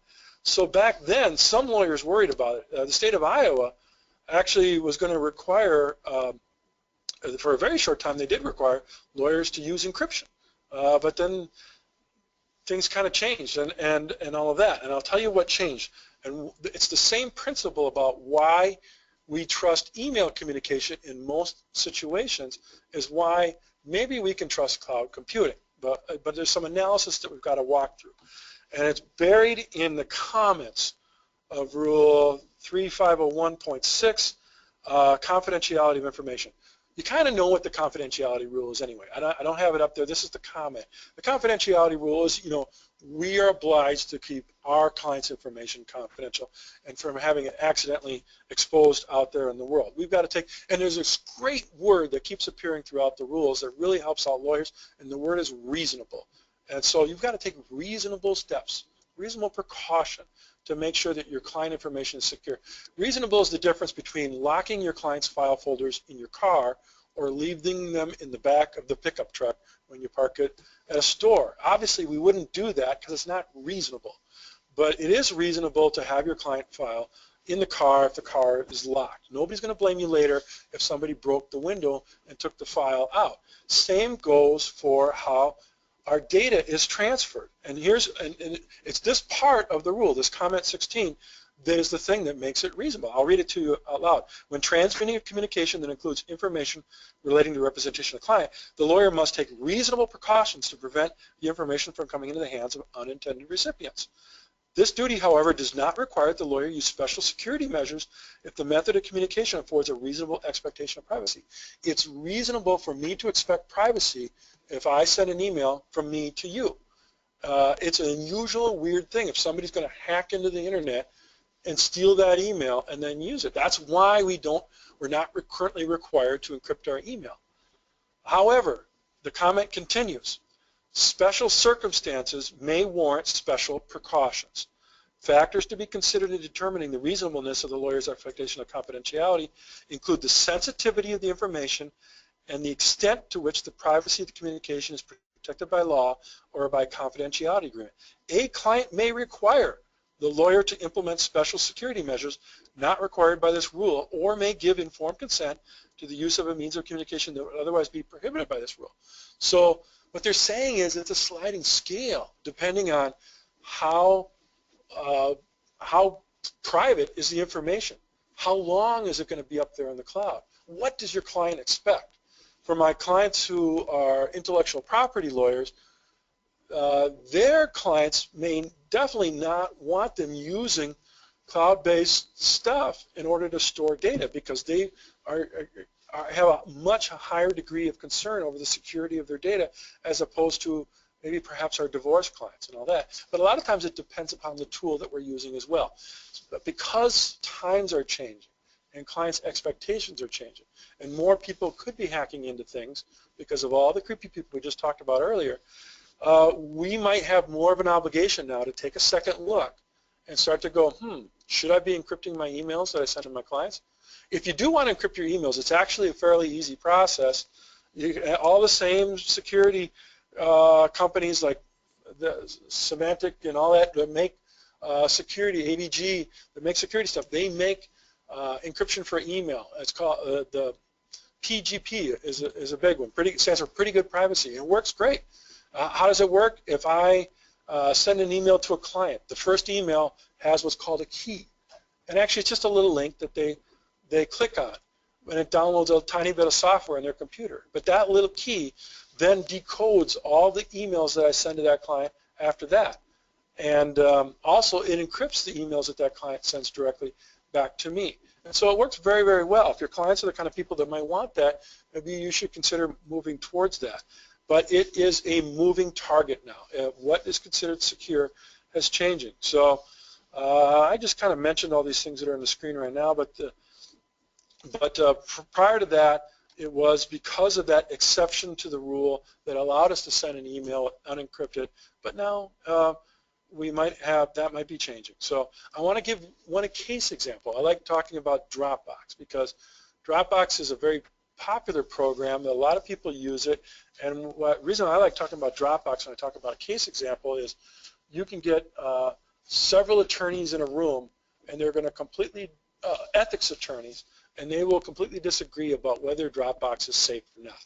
So what is Dropbox? In case you don't know, it is it's like a little parking spot in the cloud where you can put stuff there.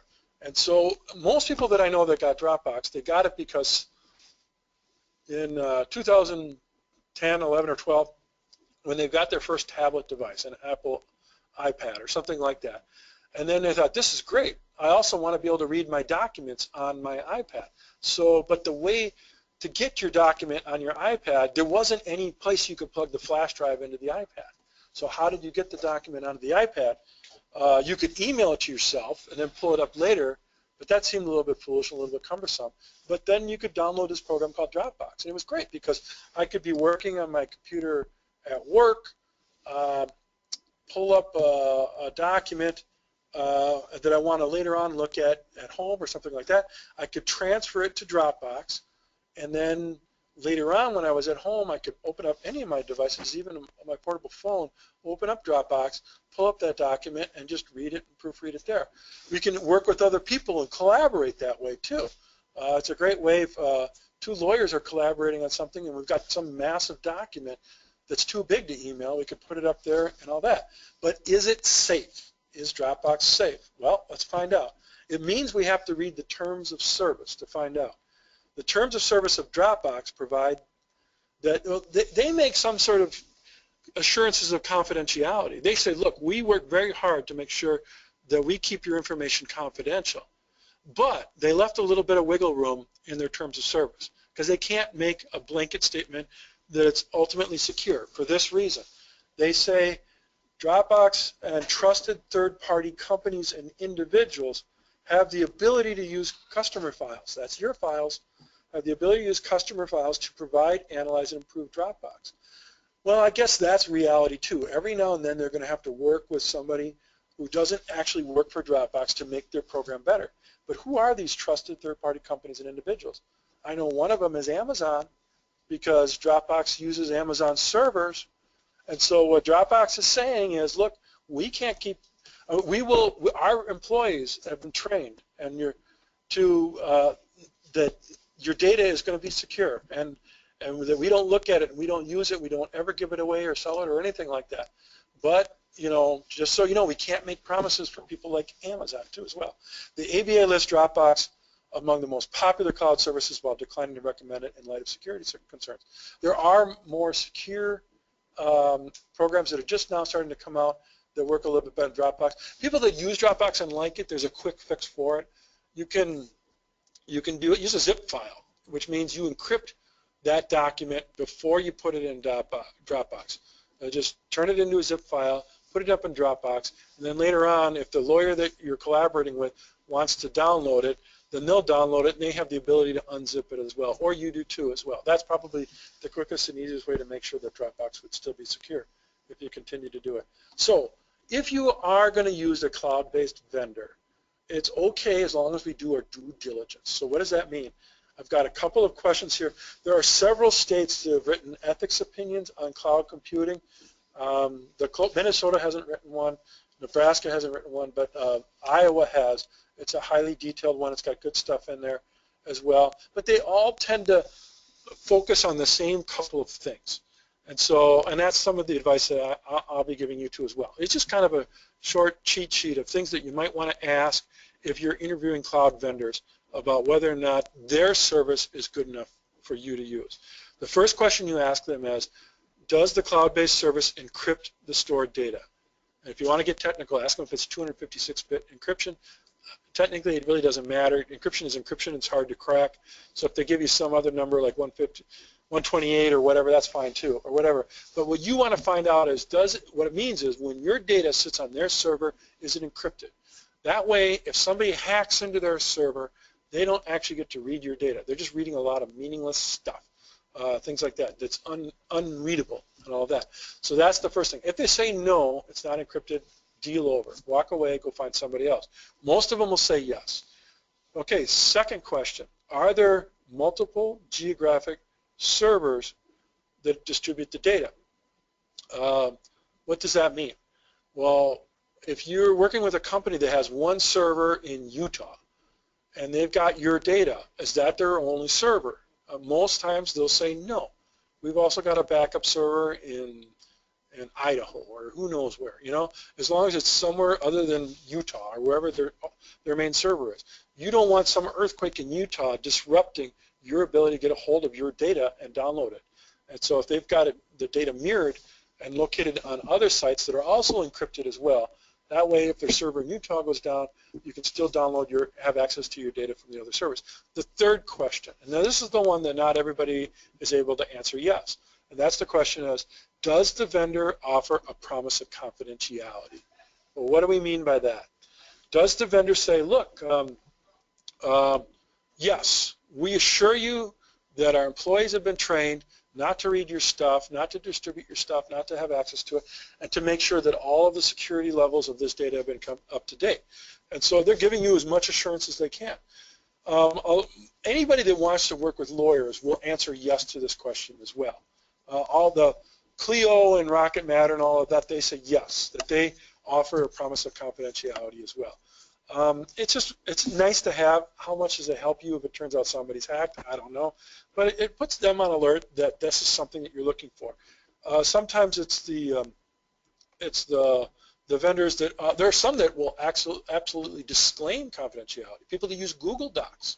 Google will not offer you any sort of confidentiality, and they will even sometimes question who has the true ownership of certain things that you might upload to Google Docs, like images and stuff like that. So that's why Google Docs is not nearly as secure as some of these other programs that will offer you confidentiality. Confidentiality and the assurance that you get from these vendors is nothing new. We've been getting this from companies like the people who come and take our file folders and shred them properly. They've been giving us confidentiality for years. When they hand us a receipt, if you read what it says there, they go by a process to make sure that it's destroyed in a confidential way. All their employees have been trained and all that. We're just saying we want the same level of confidentiality for our online data as well. And those vendors that want to work with lawyers will offer you that same sort of assurance that the shredded people have been offering for years. So it's there if you ask for it. I've kind of reached the end of the line here too. I'm just going to quickly say what's on this about electronic use policy. Electronic use policy is, if you want another takeaway, I have a sample stuff that you can contact me. My contact information is in the materials as well, and I'll pull it up on the screen in just a second. But if you are wondering whether or not the firm should have more rules in place about what's considered to be the acceptable use of legal technology within the firm, a lot of firms are handling this by adding another chapter to the employee handbook about electronic use. Excuse me.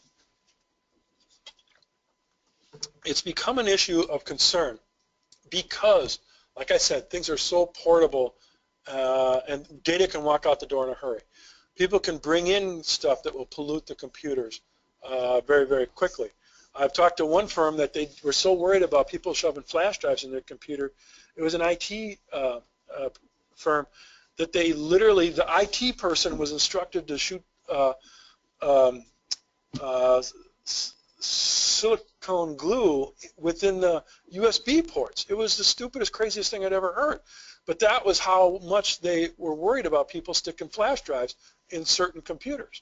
And so, and that somehow it made the IT person in that firm feel a little bit more comfortable that if anything was going to go in and out of that computer, it was only going to go in and out of the Ethernet cables that were attached to it, where the IT person was able to track everything, as opposed to people sticking flash drives. That's a little bit extreme. There's other rules that are covered here too. Well, what is an electronic use policy? It's just a form of policy that defines the acceptable use of the firm's network and storage systems for the purpose of protecting the integrity of the firm's data. So I'm just going to go to this list here. Yeah, there we go. These are some of the things that might be covered under electronic use. Acceptable use of firm email. Some firms don't allow the private use of personal private email like Gmail or Hotmail and things like that. Only some really firms that are extremely concerned about security do that. I was a little confused myself when I saw that that rule existed in firms. I didn't know why, because I've learned from the IT professionals that people, if they want to cart a lot of data out of the firm very, very quickly, and they're not using a flash drive, what they're likely to do is sort of email it off-site using their personal private email address like Hotmail or Gmail or something like that. If they email it using the firm's email, that's something that the firm can then track if necessary. Other things, transporting confidential data off-site, password accountability. It's important to change passwords and make sure that they're strong and that they're changed every 30 to 45 days. Adding or removing software, limitations on the internet use. The employment lawyers who talk about this stuff, I don't know if anybody here is an employment attorney, but so if you are, you're familiar with this too. But they say, look, if you create a rule in the firm that says personal use of the internet is not allowed, it's the first rule that's going to get broken, and the people that created the rule are going to be the first people to break it. It doesn't work. And so there's more, if you look up sample policies that are available online, there's other useful language that you might want to look at and consider that talks about, what's acceptable use of the internet. You can absolutely forbid certain types of websites. You can block them, things like that, and say that, pornography or, other things is cause for dismissal, stuff like that. And once you put it in there, then yeah, you can dismiss somebody for being a creep online using the firm's stuff, the firm's technology. But to have a blanket rule across the board doesn't always work. Other things, mostly it's about protecting the firm's image as well. I've heard lots of stories about people that are accessing weird sites, and then later on it becomes known that because of some mishap that they were using firm technology, firm computers to do that. It gives the firm a bad name too as well. All these things are addressed in electronic use policy. So if you want to consider that, I can send you a sample policy as well, or you can download one online, but just something to consider as well. So hey, I'm at the last 5 minutes. I think we made it. Anybody here got any questions, any thoughts? Does any of these stories trigger anything else that you're wondering about? Anybody online? Hearing nothing further, I want to thank you all for coming here today, and thanks for joining us here at the Nebraska State Bar Association. And again, if you've got any questions, feel free to contact me, email or phone number. I'm glad to help you with anything I can. So that's what I do all day, is help lawyers with their systems problems, and so I'm happy to help you too as well. So thanks very much.